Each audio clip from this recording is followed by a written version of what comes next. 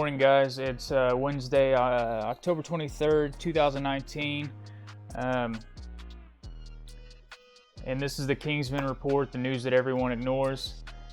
I call it that because these are articles that people don't necessarily see or don't pay attention to. Some of them relevant to what's going on in the world today, and then a lot of it is just overlooked.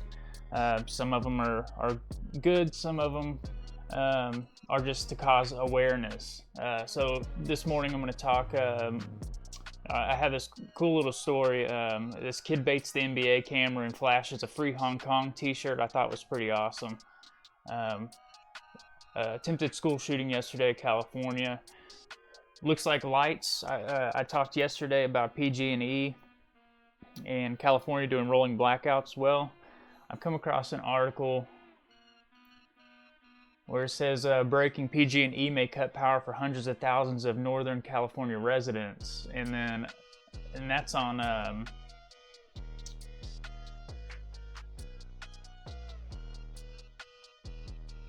breaking news. And then another one, and this is off the NPR. It says California can expect blackouts for a decade, says PG&E CEO, and this came out October 18th. I don't know how I missed this, but blackouts for a decade. What's going on?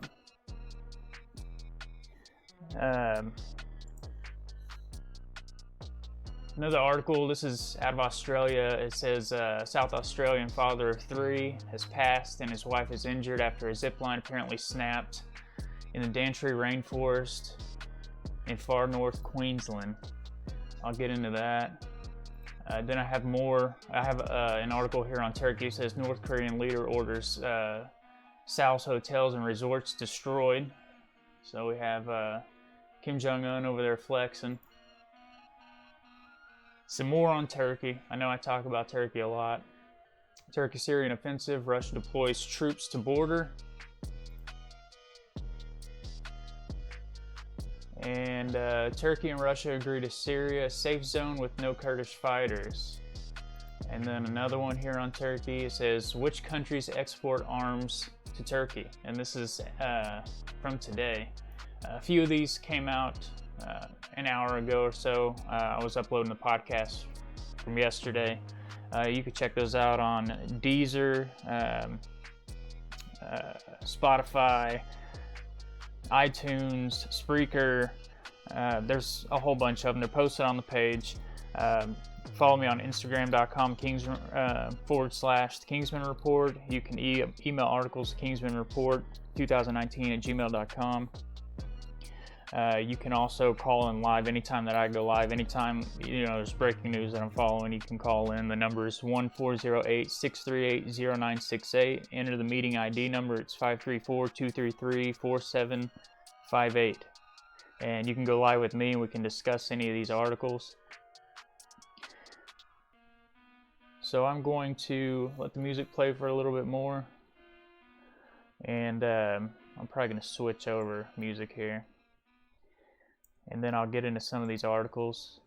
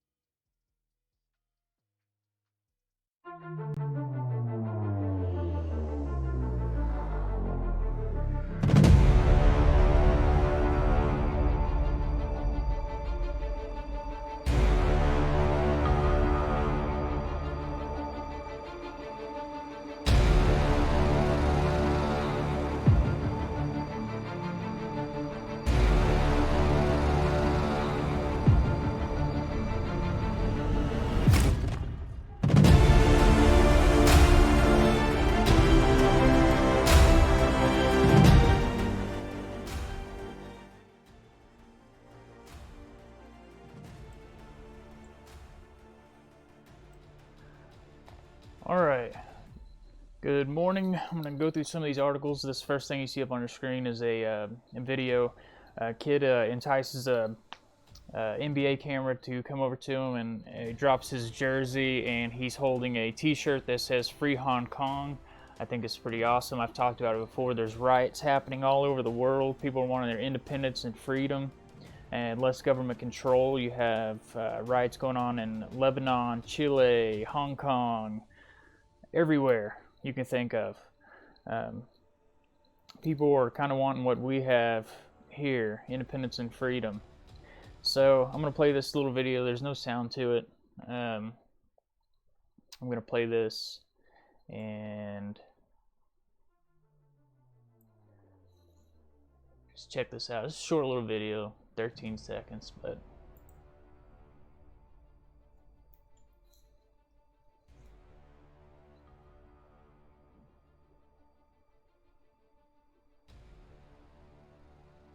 here it is right here.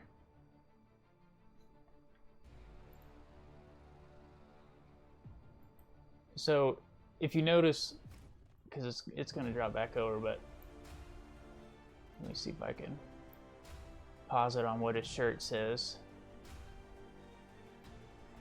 As soon as, this is what's insane, as soon as this young man drops the jersey and they see the shirt, the people running the camera try to pan away real fast from it. His shirt says, it's paused on your screen, it says, "Fight for freedom, stand with Hong Kong." I think that was really cool of him to do that. We don't know what's going on over there necessarily. If you watch some of the videos, you can catch them on YouTube and stuff like that. It's getting pretty wild. I thought I would share that. I thought it was neat that that young man did that. I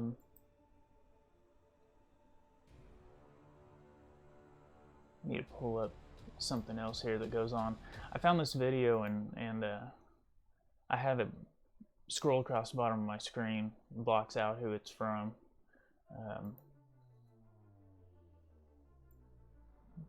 But that was something I wanted to talk about. It has to do with the Middle East. So I talked a little bit about it. I think it was yesterday afternoon that the troops that were in Syria are being pulled out and taken to Iraq. So I have a video of them arriving in Iraq and the warm welcome they're receiving from the Iraqis there. And I'm being facetious, of course. They're throwing stones at the vehicles as they come into Iraq. So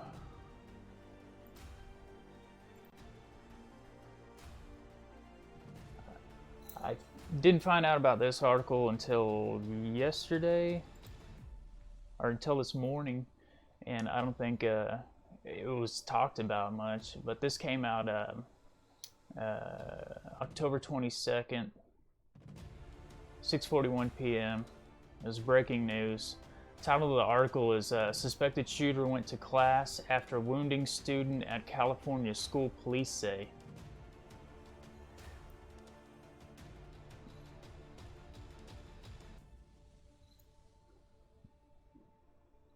So I'm going to make this bigger. And of course, using this under fair use, they probably will strike me for this, but it's from CBSN, Los Angeles, and this is the story that they reported on. So let me turn this on.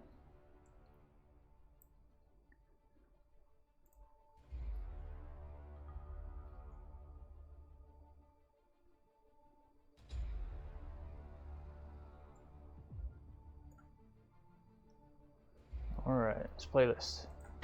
An update now to our breaking news from Sonoma County. Police say they have arrested a gunman and an accomplice in connection with today's school shooting. It happened in Santa Rosa. Officers say they caught that suspect on the campus of the Ridgeway High School. That's where the shooting was. The victim is a 17-year-old boy. He's in stable condition. He was shot in the stomach. Police still looking for the gun used in that shooting. Not really clear yet what role the accomplice played in the shooting. This morning, we're going to begin with this first hour. The House impeachment inquiry may be entering a new phase.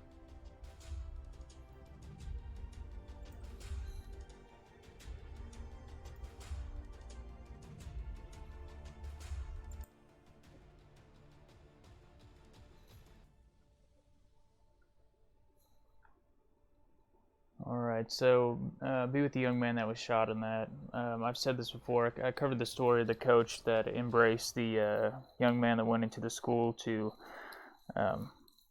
do whatever he had planned to do, and coach embraced him, and they were able to disarm him, and I believe he was given 3 years probation for that. We don't know necessarily what these kids are going through, so pray for, the person who went in to do what he did, but most importantly, the other person that was wounded in that. So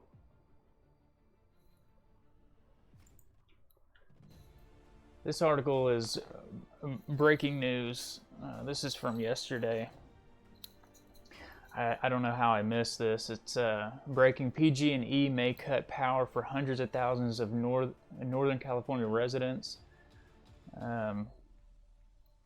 Strange they have a picture of a fire there. Talked some about that last night with the direct energy weapons and them blaming power lines for the recent fires in California. So there's a lot more going on around this than of course what the media is going to tell us. So it says the Pacific Gas and Electric, PG&E, announced Monday that it could again cut power for hundreds of thousands residents in Northern California and the San Francisco Bay Area. Potential power shutoffs could occur beginning Wednesday due to red flag warnings for a high likelihood of fires. The potential affected areas as of Tuesday morning it says date announced 10/21/19, power shutoff 10/23/19, power shutoff times to be announced.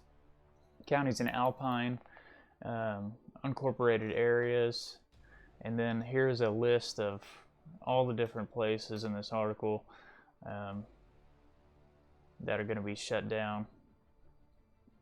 Yeah, I mean, it goes on and on and on. Different counties. You're talking, let's see here. So you have 1, 2, 3, 4, 5, 6, 7, 8, 9, 10, 11, 12, 13, 14, 15, 16 different counties. Restoration date says to be announced. Restoration time to be announced. Total impact customers on this bottom one is 7,474 people. So I'm following this and continue to watch what happens with this.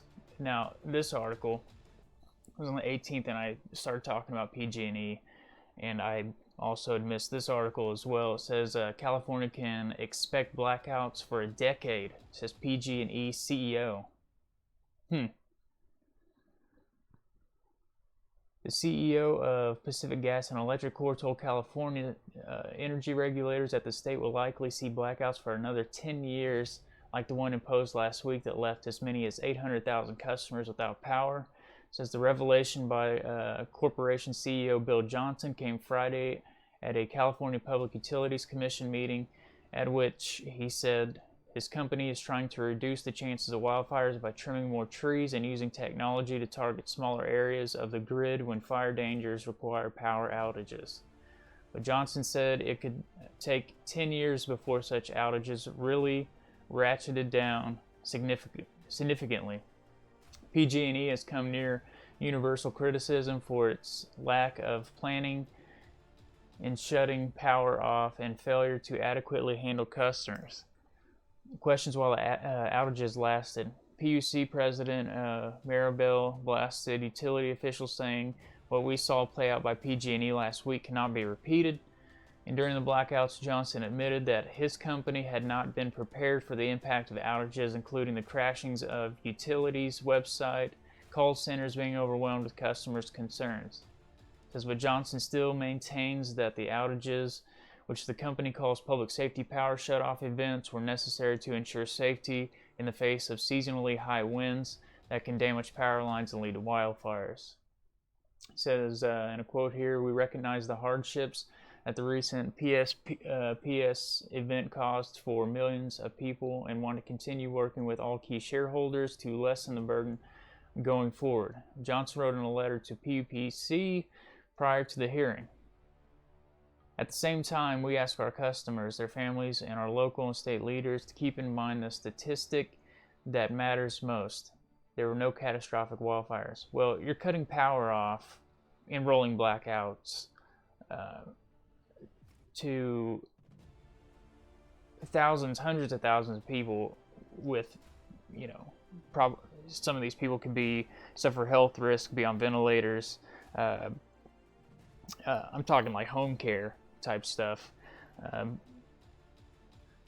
And they're having to deal with this also. So,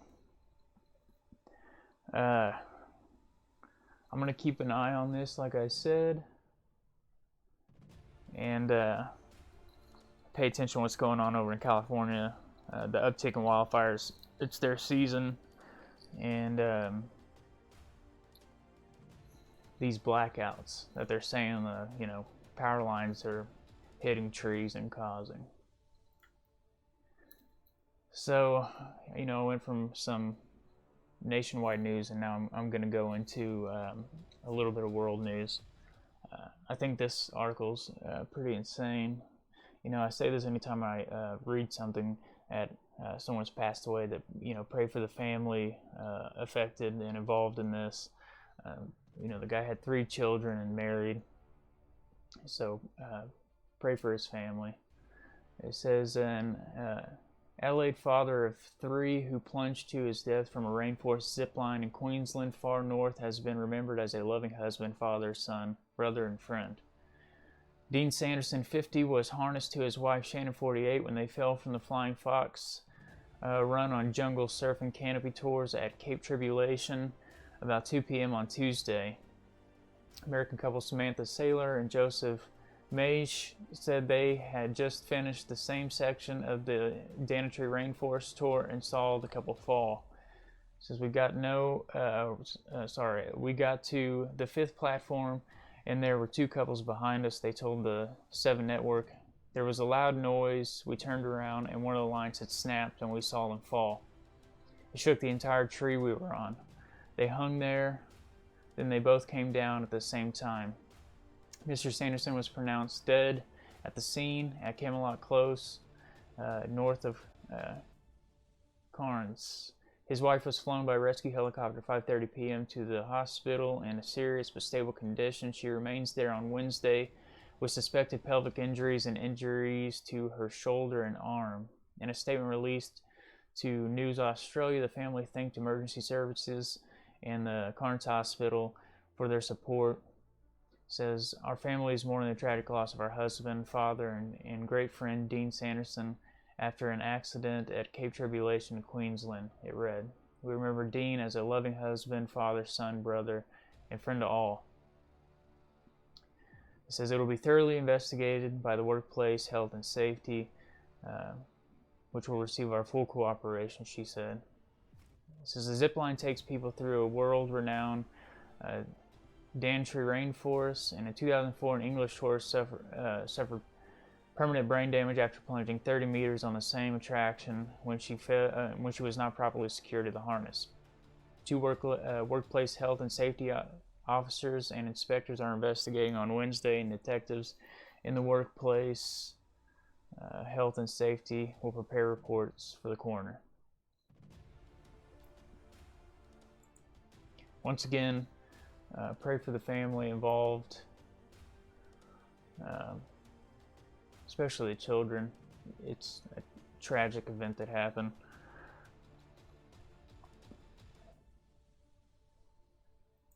So this is I'll slouch down on my chair here.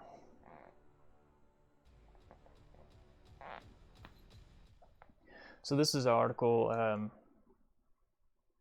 out of North Korea, and I haven't really talked about them a lot lately. They seem like they simmered down. When I was going through the news this morning, I saw this article. It says North Korea leader orders South hotels and resorts to be destroyed. I don't know what this guy's up to now, But it says North Korea leader Kim Jong-un has ordered the demolition of all hotels and other buildings constructed by South Korea at the famous tourist site. As Mr. Kim described the complex at Mount Kumgang in the north as being built like makeshift tents in a disaster-stricken area, state media reports. The resort was once hailed as a symbol of inter-Korean cooperation, but after visiting the site, Mr. Kim said it would be better off being managed without involvement from Seoul. Correspondents say Mr. Kim's comments echo recent propaganda in the North that stresses the need for prioritized self-reliance in order to survive and succeed. So it says tours to the resorts in North Korea started in 1998. See some of the houses there, and I mean, it doesn't look destroyed or whatever, but it says the KCNA news agency released a series of images of Kim Jong-un's visit, and you can see those there. It says the Mount Kumgang Resort in eastern North Korea was built in the 1990s by South Korean companies on one of the peninsula's most scenic mountains. Hundreds of thousands of southern tourists were allowed to visit the site under strict controls, but tours were abruptly suspended in 2008 after a female tourist was shot dead by a North Korean guard. In 2011, the North seized South Korean assets as a complex and expelled the remaining southern officials. On Wednesday, the North's official KCNA news agency said Mr. Kim had visited the resort and declared buildings shabby and just a hodgepodge with no national character at all. He instructed to remove all the unpleasant-looking facilities of the south side and to build new modern service facilities our own way. There's a picture of him here. Mr. Kim touring the site and said the North should be self-sufficient. Mr. Kim said it would be misguided to view the resort as a symbol of North-South relations, and instead it symbolized dependence. Mount Kumgang is our land, won at the cost of blood, and even a cliff and a tree on it are associated with our sovereignty and dignity, he was quoted as saying. State media regularly portrayed Kim Jong-un as a strong, inspirational leader. Earlier this month, a series of photos released by the KCNA showed him scaling the country's highest mountain, Mount Pektu, astride a white horse. This guy is, I mean, he's definitely a king of propaganda. Yeah, it looks like look at his face, kind of looks like he's scared.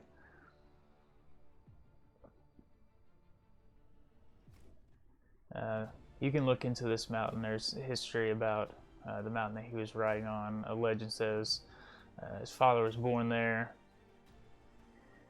But I thought I'd read that article.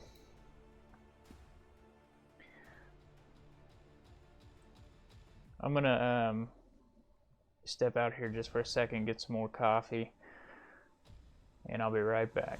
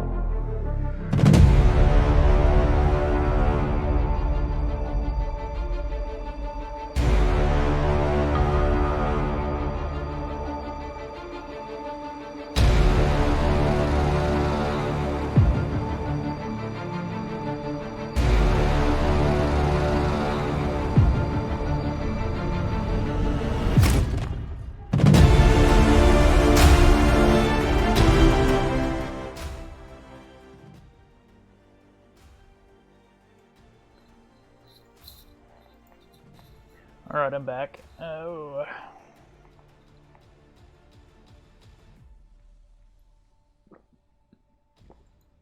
Remember, anytime I go live, you guys can call in the numbers at the top of the screen. It's also scrolling at the bottom of the screen. And also, any video, articles, or points of view that are in this broadcast are used under the Fair Use Act, and they may not reflect the point of view or the interest of the Kingsman Report.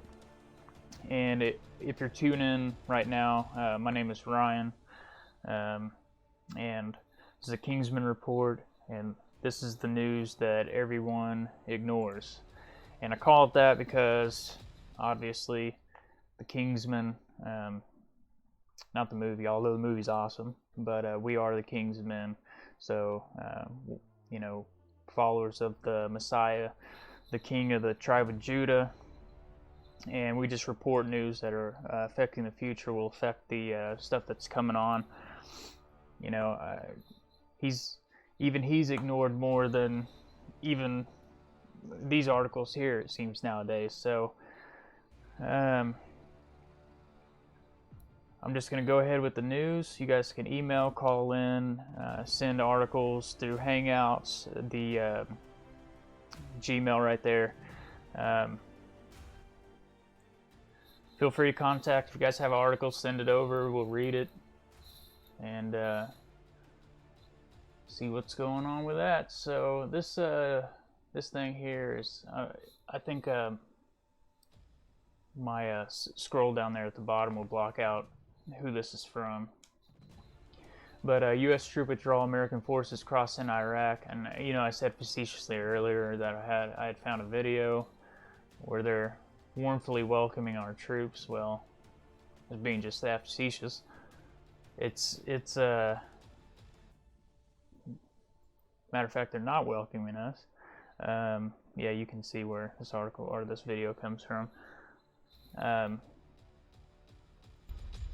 But they are throwing stones at us. So a warm welcome from Iraq, and we will play this video right here.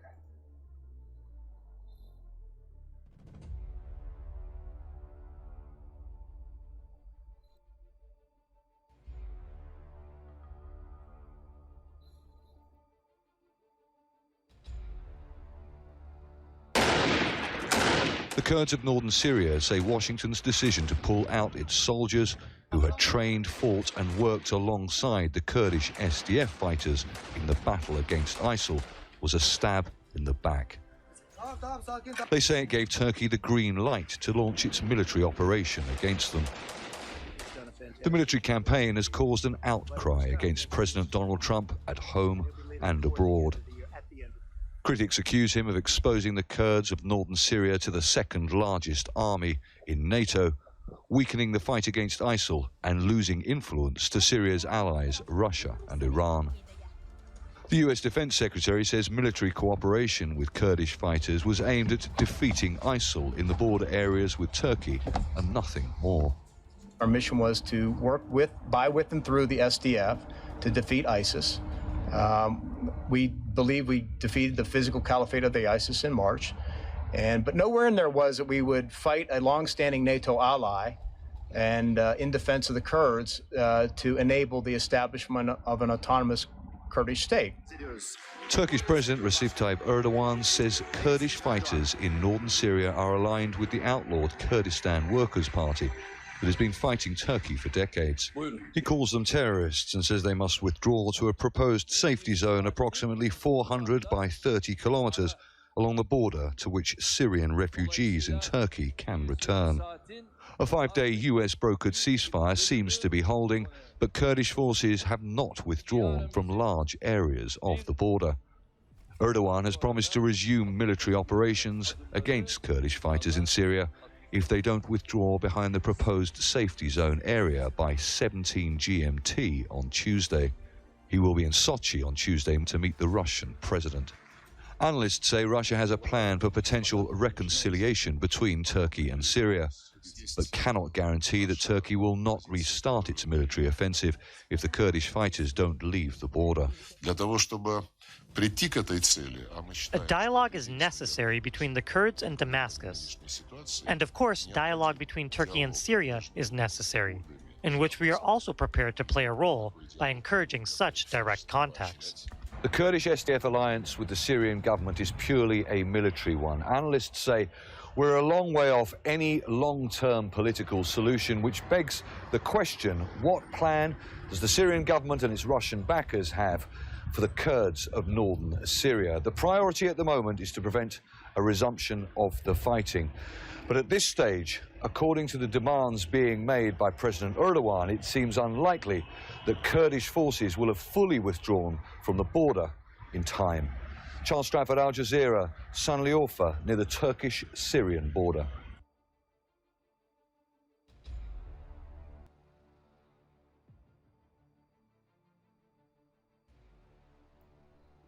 So that was a video out of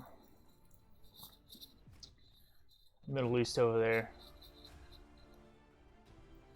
And you see the American soldiers entering into Syria. American soldiers entering into Iraq from Syria. The ones that our president told us were coming home, and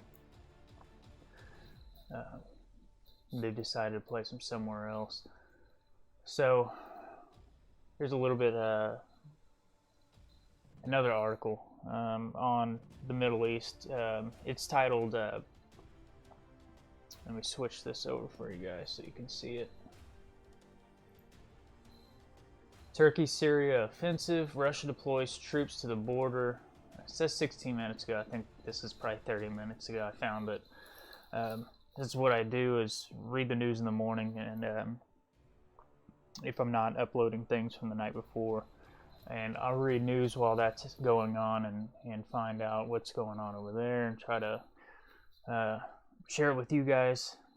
I personally pay a lot of attention over to the Middle East and end-time prophecy and the different kingdoms involved in the book of Revelations and their correlation with their new names now. Russia, in Turkey, Saudi Arabia, Israel, all those things. And I pay attention to it. That'll be the catalyst that sets off everything that's going to happen. So another thing I wanted to say is the last video I showed you guys, I use it under the Fair Use Act, so I have to say that I'll probably get stricken for this again, but the motto to the show is the news everyone ignores, but as soon as I play something belongs to somebody else, then they don't necessarily ignore it. They shut my feed down or copyright strike me. Videos are on YouTube, and then you can find them here, and throughout the day I'll break in. So back to the article. Turkey-Syria offensive, Russia deploys troops to the border.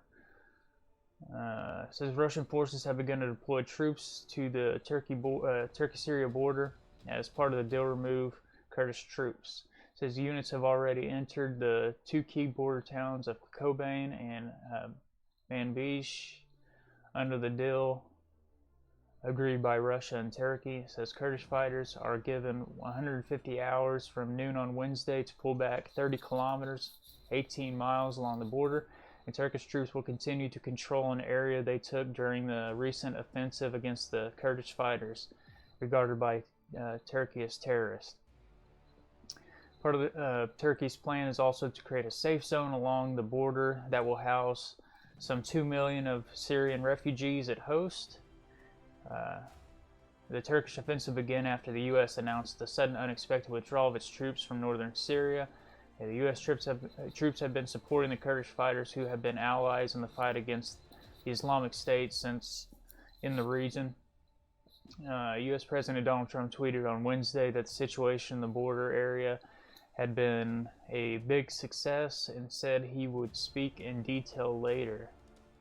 This is a tweet from him. It says, big success on Turkey-Syria border, safe zone created, ceasefire has held, and combat missions have ended. Kurds are safe and have worked very nicely with us. Captured ISIS prisoners, secured. I will be making a statement at 11 a.m. The White House. What time is it now? We're just missing that, but that is a tweet from today. It says, what's the latest on the ground? It says the deal was negotiated by Turkey President Erdogan and Russia's Vladimir Putin after lengthy talks in the Black Sea resort of Sochi on Tuesday. It was agreed that the Russian and Syrian forces would oversee the Kurdish pullback in an area of the Euphrates River. Also very important to pay attention to that area, end time prophecy. It says just east of the Manbij, right up the Iraqi border in the east. It says on Wednesday, Russia's defense ministry said its forces had crossed the river at noon and advanced towards the Syrian-Turkish border. So here's a little map of that. In the green, the Kurdish forces. The red is the Turkish-backed Syrian rebels and the Turkish military. The blue, Syrian government. And where you see the striped area here is Turkey's proposed safe zone. So, and then the the line there is the motorway. But so safe zone created right after ceasefire. Goes on to say that the convoys of the military police were later seen arriving in Kobane and Manbij, some of 60 kilometers apart. Both towns lie outside the area, forming part of Turkey's military operation, and Russia's foreign ministry said on Wednesday the Turkish forces would not be deployed there, according to Novosti news agency. This has a video, so see if I can play this for you guys.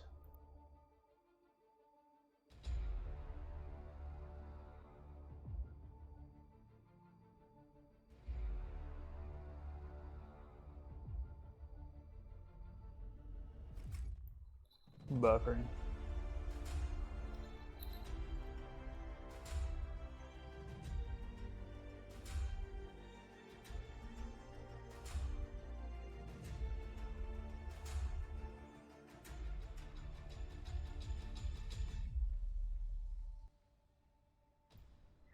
Doesn't look like it's going to play. If it starts to play, then I'll run that back up.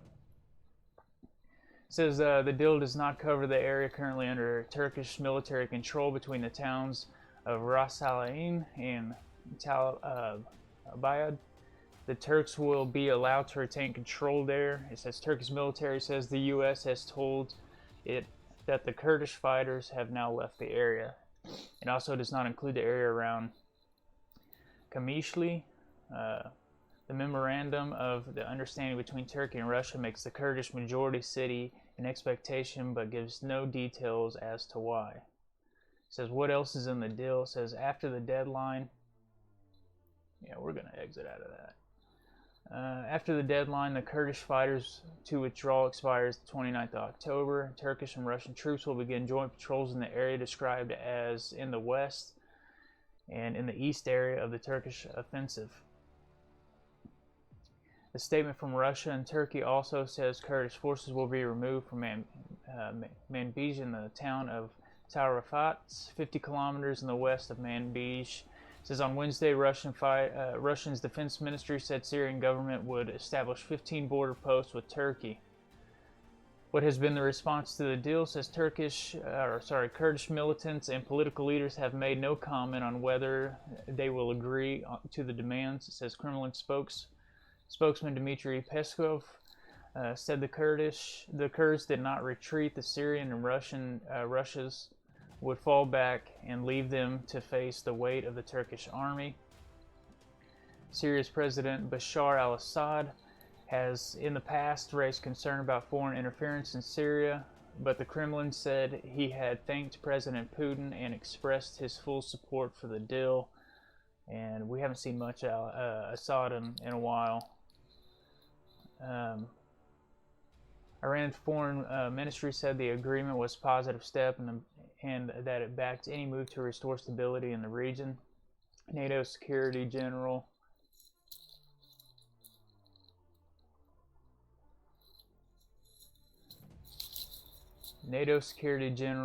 Jens Stoltenberg said Wednesday it was too early to judge the deal and called for a real negotiated political solution in Syria. The U.S. ambassador to NATO, Kay Bailey Hutchinson, said the U.S. backed Germany's plan for the internationally controlled security zone in the area, although she said direct U.S. involvement was unlikely. In Geneva on Wednesday, a Syrian Kurdish man set himself on fire outside the headquarters of the UN's refugee agency and is now being treated for his injuries. So there's a little bit more. Ceasefire ended, and now we have safe zone being built up, Russian troops being deployed, troops going over into Iraq from Syria, our troops. I keep saying this, staging for defense on the defensive, no offensive from us. The only offensive going on right now is Turkey and Syria. It seems to be the ceasefire is actually working, and now that they're building up a safe zone and Putin's involvement over there, we'll see what happens.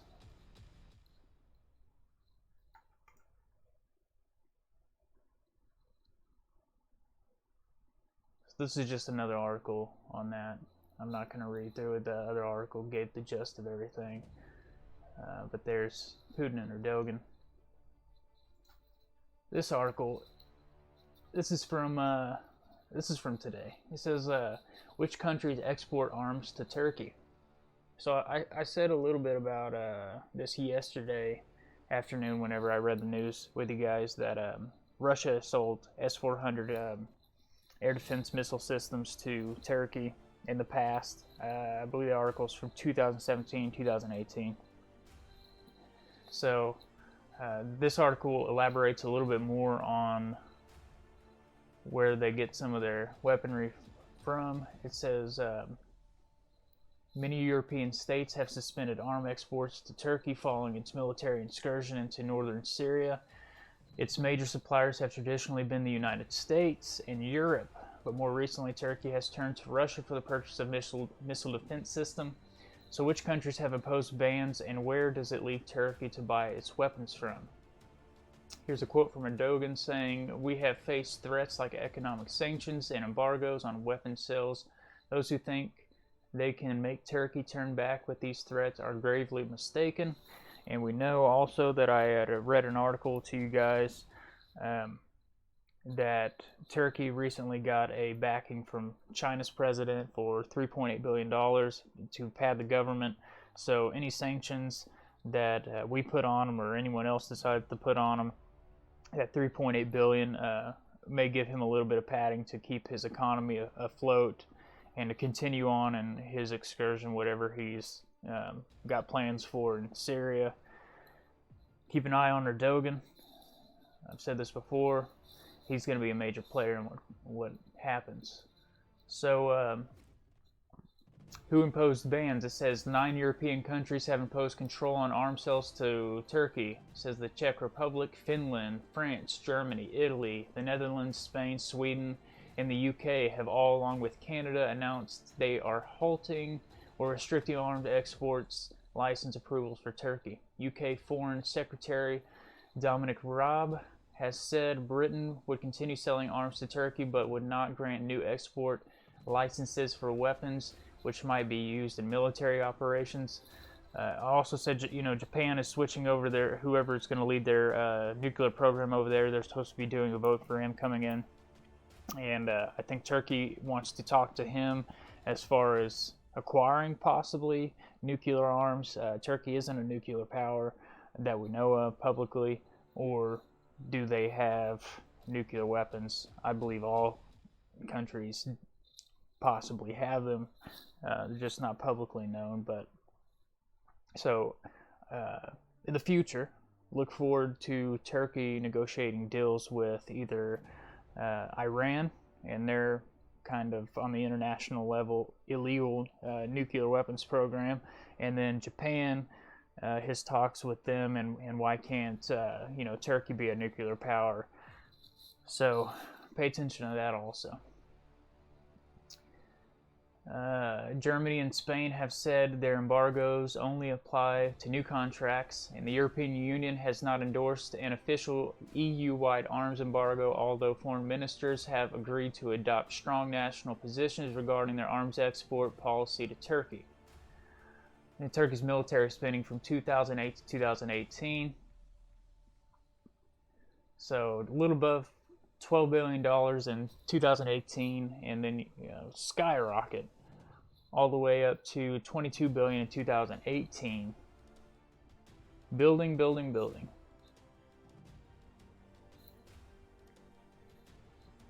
The arms sanctions are not expected to have a great effect, if any, on Ankara's operation should it continue, says defense analyst Giovanni Stefani. I'm going to butcher that last name, so I'm not going to read it. But should sanctions extend beyond weapons potentially used in Syria, she says there would be a negative impact on Turkey's overall defense industry. And who are the major arms suppliers to Turkey? It says over a period from 1991 to 2017, Turkey was the world's 5th largest importer of major weapons. Turkey has historically relied on its NATO allies in the United States and Europe for its defense and security needs. The U.S. has been the largest exporter of arms to Turkey, providing 60% of its total imports between 2004 and 2018. Among European countries, France, Spain, and the UK have been major suppliers. This is a map that says U.S. NATO presence in Turkey. So the blue and red dot is U.S. NATO, blue triangles U.S. only, and the red triangles NATO only. So you can kind of see their involvement there on the map. And that source is from the U.S. Department of Defense NATO Congressional Research Service. Because under the military-dominated Turkish governments of the 1980s and 90s, its arms imports from the U.S. reached record highs. It acquired fighter jets, missiles, helicopters, tanks, ships, and other items which were still used by the Turkish military. But Turkey recently turned to Russia for its purchase of a $2.5 billion missile defense system, a decision that has alarmed its NATO allies. I told you guys about this. I mentioned it earlier. They argued that Turkey's acquisition of an S-400 system from a NATO adversary could greatly undermine its security because Turkish military forces are integrated into NATO's equipment and broader air defense system. The United States responded by preventing Turkey from buying its F-35 stealth warplanes, the most sophisticated fighter jet in the world. Because of its key geostrategic location, Turkey hosts several U.S. and NATO bases, including an early warning missile defense radar and NATO command operations in eastern Turkey.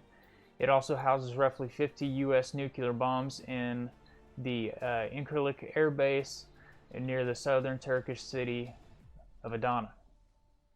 Turkey's own weapons industry says Turkey has developed its own substantial domestic arms industry in the last decade with the aim of reducing its dependence on foreign suppliers. Turkish Foreign Minister Mevlut, these names are hard, Cavusoglu recently stated that Turkey now produces over 70% of its own military equipment and is also a significant exporter of arms. So this is Turkey's arms exports from 2013 to 2018. So 150 2013 and 2018 up to 350. It's not easy to assess precisely the extent which Turkey's defense industry is meeting on the national military needs, says defense analyst. Yet what Turkey usually calls indigenous systems are in reality licensed, produced, or air-based imported subcomponents. And between 2014 and 2018, Turkish arms exports increased by 170%. And by 2018, it was the 14th largest arms export in the world, with Saudi Arabia, the UAE, the Turkmenistan, and the main destinations.